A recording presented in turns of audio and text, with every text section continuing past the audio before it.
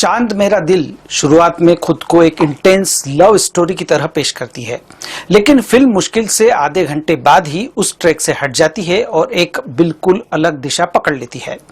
यही इसकी सबसे बड़ी खासियत भी है और सबसे बड़ा जोखिम भी।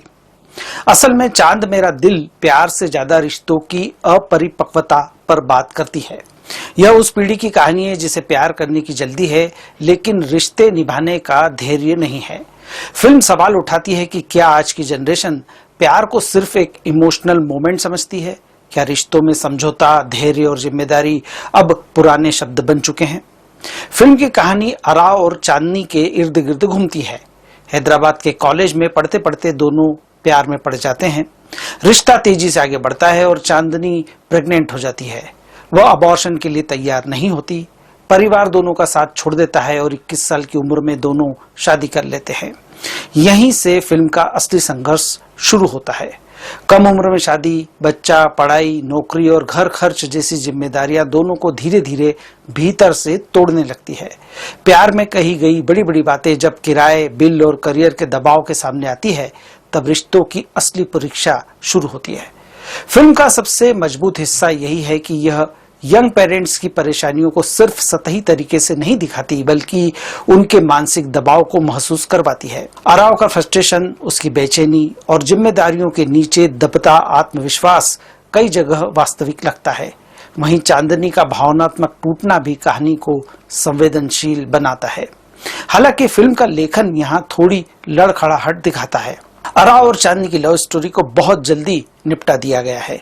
दर्शक जब तक उनके प्यार में पूरी तरह डूबे, फिल्म सीधे संघर्ष और अलगाव की तरफ बढ़ जाती है।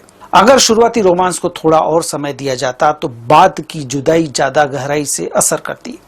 सबसे ज्यादा खटकने वाली बात चांदनी का तलाक लेने वाला फैसला बनता है। माना कि अराव गुस्से में और दबाव में सीमाएं पार करता है, गलत बातें कहता है और थोड़ा फिजिकल भी हो जाता है, लेकिन फिल्म उस मोड़ को पूरी तरह भावनात्मक वजन नहीं दे पाती। दर्शक कई जगह सोचते रह जाते हैं कि क्या अराव की गलती इतनी बड़ी थी कि रिश्ता खत्म कर दिया जाए।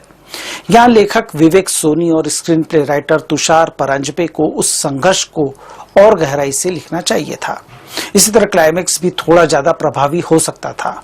फिल्म जिस भावनात्मक ऊंचाई तक पहुंचने की कोशिश करती है, वहां अंत पूरी तरह वैसा असर नहीं छोड़ पाता जिसकी उम्मीद बन चुकी होती है। लेकिन लेखन की इन कमियों के बावजूद चांद मेरा दिल दर्शकों को बांधे रखती है और इसका सबसे बड़ा श्रेय निर्देशक विवेक सोनी को जाता है।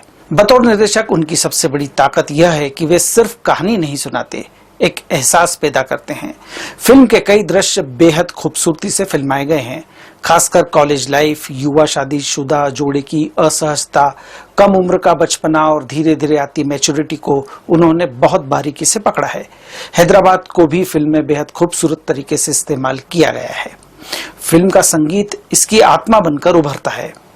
अमिताभ भट्टाचार्य के गीत और सचिन जिगर का संगीत कई जगह संवादों से ज्यादा असर छोड़ता है। गानों के बोल सिर्फ सुनाई नहीं देते, किरदारों की भावनाओं का विस्तार लगते हैं। बैकग्राउंड स्कोर भी लगातार कहानी के भावनात्मक तापमान को बनाए रखता है।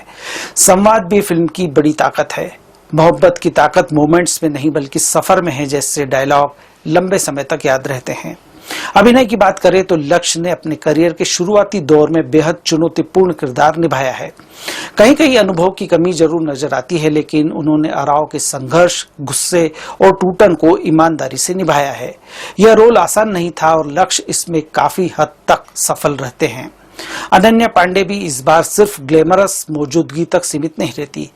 भावनात्मक दृश्यों में उन्होंने अच्छा काम किया है और कई जगह चुप्पी के जरिए भी अपने किरदार की पीड़ा को महसूस करवाया है। दोनों कलाकारों की केमिस्ट्री फिल्म को विश्वसनीय बनाती है। तकनीकी रूप से भी फिल्म मजबूत है। सिनेमेटोग्राफी, बैकग्राउंड स्कोर और एडिटिंग मिलकर फिल्म को एक स्मूथ फ्लो देते हैं।